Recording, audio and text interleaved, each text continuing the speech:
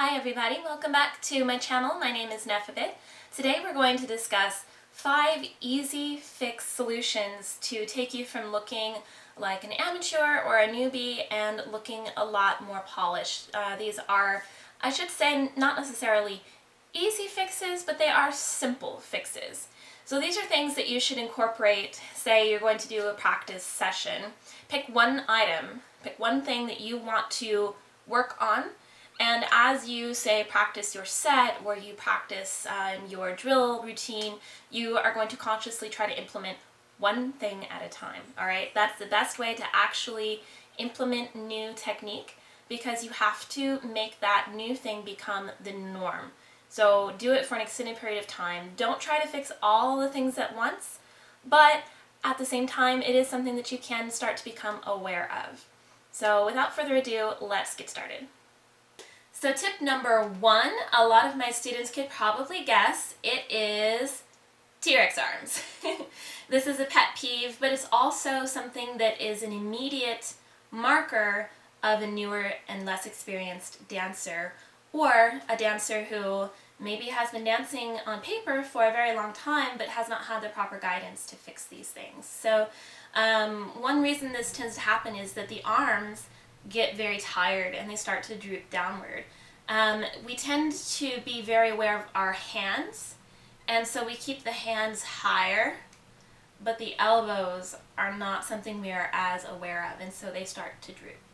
So a couple things to really fix this. You can actually check out, I have 2 separate videos on shoulder and arm posture, but just to quickly correct this problem, really visualize rotating your elbows back. This is going to help prevent that droop. The other thing is to really support your arms from your back. So rather than having them sort of suspended out here like little marionette puppet, I want you to think of them as tree branches extending from a tree trunk. You're going to do that by engaging in the upper back muscles, the lats, the rhomboids. Press the shoulders down and back, and then rotate the elbows outward. So even if you're in a lower arm posture, this is going to be beneficial, or in a higher arm posture. But just really, really be aware of the drooping TRex arms. Don't do that. Bonus tip, so I guess you could call it tip 1.5, is don't move your hands and arms unnecessarily. My mom is also a belly dancer, and a lot of things I learned from her. Hi, Mom! But one thing she said that took me a very long time to learn was that your arms should move at half the pace of the rest of your body or slower. And really think about that for a second. Very good words of wisdom, Mom. Good job. So a lot of dancers, they kind of express through their hands, which is normal. A lot of us talk with our hands, and as we think, we just do these gestures and things like that. When you're nervous, especially, this also comes out. So when you're dancing and you're nervous and you have not consciously thought about your arms, what tends to happen is what I call the nervous swimmer. The nervous swimmer is the whole like, I'm dancing, I'm doing something, and I really don't know where my arms are, and it's this pawing. This is very common. This sort of inward, it looks like trying to like tread water. All right, and I'm not making fun of anybody. This is something that we all go through. I went through it for years trying to fix it. It is simple. Yes, keep your arms steady. Simple idea, hard to implement. So work on it early and work on it hard.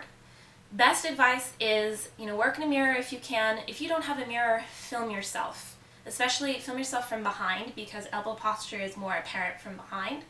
But film yourself, critique yourself. Do it, watch it, do it again, try to fix it. Tip number 2, that is a common mistake and a common weak point, is in the face. All right, this kind of going to cover 3 topics under this umbrella. One is where you're looking. A common newbie mistake or a common issue that beginners do is look down. And this again has to do with nerves. It's very common. Don't feel bad if you do it. Just work to improve it. When you look down at the floor, whether you're on a stage or you're in a restaurant, this is going to show a lack of confidence, it's going to show nervousness, it's going to show even disinterest. I like to go to events and watch, and I listen to what the audience members say.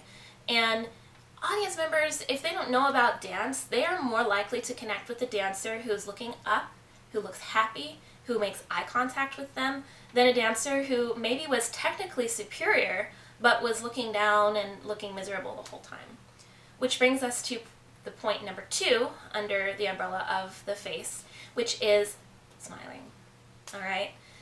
Now, for tribal fusion dancers, this has been kind of a sore point for a while. It's actually gotten a lot better over the years, so that's good. If you're in a very moody piece, you can't just not make a face. You have to make a face. And you also should not oppress the urge to smile. You can be in a dark or moody piece, and that's okay, but if someone cheers, you hear your name, or someone does something that makes you smile, or you have a little hiccup or something like that, just smile. It makes you human, it makes you more relatable, and then you can go back to getting into character and projecting what you're feeling. Now, if you are in a happy song, if you're dancing, an Egyptian pop song, or a classical song, or an entrance song, please, please smile. That doesn't mean that you have to go uncomfortable plastic Barbie smile, okay? Don't paste it on your face and leave it there. One thing that makes this really hard that we talk about sometimes in class is that it's extremely unnatural to smile for more than a few seconds at a time. And you can try it right now. Try, at your desk or on your couch or wherever you are right now, just try smiling for 10 seconds and see how that feels. It feels really stupid. And smiling actually used to be a mark of insanity, or people assumed that smiling for extended periods of time that only fools and insane people would do that. So it's just because it doesn't feel natural to do that, especially for no reason. You're not watching a comedy performance, you're not around your friends, you're just smiling for no reason. And it takes a lot of getting used to. The other thing that really happens is that the face muscles actually fatigue. So this is going to sound weird, but do facial exercises. I love face yoga. It's kind of my new obsession. But you don't even have to really know what you're doing. Just when you're in the car or in the shower, just practice smiling. Smile and relax and smile and relax. And try different smiles as well. It's one thing I actually learned from modeling school. Yes, I went to modeling school way back in the day, but I'm too short. Is practice different kinds of smiles. If you can cycle through several different ones, you're not going to feel as unnatural or goofy. So, you might have your big entrance smile yay, I'm so happy to be here. And then you might have a softer oh, there's a soft point in the music, but I'm still smiling. I'm just thinking about something happy. Closed mouth smile, open mouth smiles, eyes only smiles. Practice different things. And actually watching videos about modeling are very useful for that because, of course, they have to practice that. The last thing I'll say about head posture or anything with the face is get your head over your shoulders. For God's sake. This is very common these days. The head coming forward head posture, 10 pounds of pressure, or I think your head weighs 10 pounds or something like that, but there's an insane amount of pressure. I'll look it up and post it in a comment thing on the screen, but I think it's either 10 pounds or 40 pounds of pressure on your neck when you do this. But it's one thing if you do that in your day-to-day life. Please don't do it when you're dancing. Don't dance like this. Don't crane your head forward. It looks really stupid. All right. But the other thing too is it's common to, again with the looking down, to let your head just slide forward. So remember, chin up, eyes up, face on. Common issue number 3 is standing in one spot. A lot of us get into this habit because maybe we don't have a large area to practice in. If you practice in your living room or your kitchen, you don't get used to moving around because there's nowhere to go. I realize that that is a luxury to be able to have a studio or 2 studios to work in. This one is my smaller one. I don't have a ton of room, but I do have room. If at all possible, the more room you can give yourself to practice, the better. But even if you don't have a lot of room, practice traveling steps in place. So you can do a chassé, for example, in place. You can mark it out in your head and tell yourself, I am moving this direction, I am moving that direction. The second reason this problem arises is because if you have primarily performed in a restaurant setting or in a smaller venue, this is going to become a problem. But the second that you get into a larger venue and you stay in one spot, this will sort of show a more amateur habit. So use the space you have. Always think of, if you have 4 feet or 6 feet, you can still travel within that 6-foot space, so do it. If you are on a 30-foot stage, remember that at one point in the song, you should visit every edge of your stage. So you should go all the way downstage, all the way to downstage right, all the way to downstage left. And you can quickly make a perimeter around upstage because it gives dynamicism to, is that a word? I don't know. It gives a dynamic flair to your performance if you kind of drift away a little bit. Not for very long, but do a traveling step, do a series of turns, do some chassés and arabesques along the upper edge of the stage. And then when you come back, now you've had a little break from people. Now you've come away, and then when you come closer again, it's more exciting and you can bring that energy forward with you. Tip number 4 is the back posture.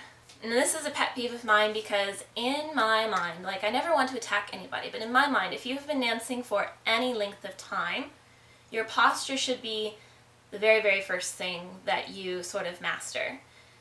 But unfortunately, in most cases, that's not how it happens. But when I'm watching dancers, for example, and I don't know what their level of experience is, this is one way that I can tell very quickly if someone has experience or good training versus, maybe poorer training, or maybe you're learning at home. Obviously, if you're watching this video, you're learning at home. However, disclaimer, I believe that videos like this should be supplemental and not replacement, alright? Just reminder. But, if you don't have somebody correcting your posture, it's very hard to be self-aware enough to actually fix it yourself. So, I'm going to show you a quick tip. Okay, I had to lower the camera a little bit there so you can see my torso, alright? But, maybe you do bend your knees as you should, but if you are releasing your pelvis backward, like so, this really creates a problem. This means that all of your movements are going to happen on a diagonal, all of your vertical movements, or even say a horizontal figure 8. It doesn't look quite right because everything is happening to the back. And some people this can be quite pronounced. And notice also that even if you don't really have much of a tummy, the second that you arch your back, what happens? Your stomach gets pushed forward. And how many of us really want that? It's not a big deal, if you have a tummy, that's fine. Belly dancing is for all body types, but you surely want to look as poised and lifted as you can. And this posture, it makes you look thicker than you are. So just, lengthen and lift. But notice the difference in my body shape when I'm here versus here. Now, I'm exaggerating a little bit, but I see dancers perform like that all the time. So that's the quickest fix. So again, it's not necessarily simple. You have to learn where are your hip flexors. Use those hip flexors to lift into the fronts of your legs, and that will pull that curve out of your lower back. You also have to think of shifting your chest over your hips, your head over your shoulders, and lift vertically from here. So maybe we'll do a whole separate video on posture, but that's the quickest thing. Don't let your back arch. Okay, and the last tip, number 5, kind of a hot button topic. Not everybody's going to agree with me, so if you disagree, feel free to leave a comment or just take my advice and go poof. You don't have to follow my advice. But when I watch a dancer, I look at their feet. Yes, belly dancing is more torso-centric than many other dance forms. However, feet are still important, okay? So you don't have to have ballet experience. You don't have to point your feet. I like it if you do, but you don't have to.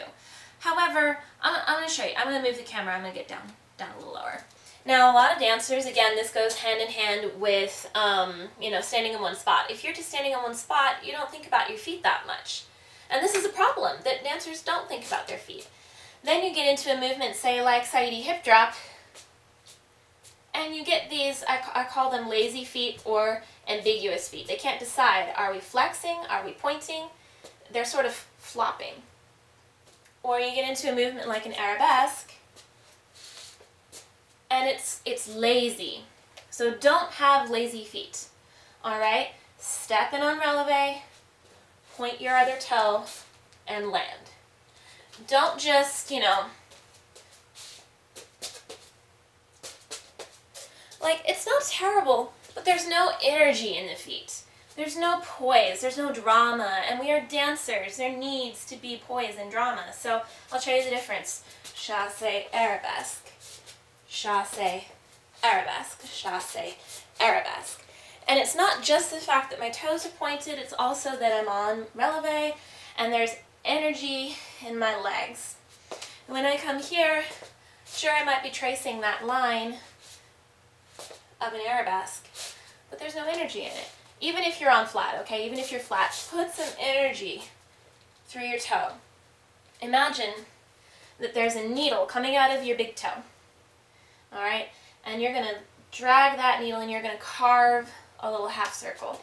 So you don't want to carve your half circle like this because you're not going to do it. You're not going to get, anything cut out. And I mean, you could imagine whatever kind of substance to cut, whatever. Cardboard box or something like that. You want to slice that cardboard box. You're going to put energy into that foot. Very, very important. The other thing is that if you're traveling, most of the time you don't want to travel flat-footed. Now, one example where you do travel flat-footed is, say, with a hip bump. All right? But you don't have to go tromp, tromp, tromp, tromp, tromp. But say you're doing a traveling step like a grapevine. So you don't want to be heavy and weighted in your feet. You don't want to have a lack of poise. So if you can, come on to releve, because that makes the biggest difference right there. But even if you can't come on releve, for whatever reasons, maybe you have like a ankle problem or a toe problem, even if you can't, just step lightly and have some energy in your feet. So that's it for this video. Thank you so much for joining me. I hope that you found something helpful. And again, that can be very overwhelming, but just work on one thing at a time. Maybe watch a video of yourself and see what sticks out the most. Is it your arms? Is it your face? Is it your feet? And then work on that for maybe 1 week. Make that a practice habit. Every time you're in class, every time you're practicing on your own, work on that one thing. And before long, you're going to start feeling a difference. So please leave me a comment if you found this helpful, or if you tried these things, maybe you're having issues. Let me know. I'm happy to answer comments. I'm usually pretty good. I try to answer comments at least like twice a week, if not more often. Like I said, just enjoy, and I hope you found these tips helpful. And if you have any questions, just leave a comment or send me a message. And thank you so much for joining me, and I'll see you in my next video. Bye!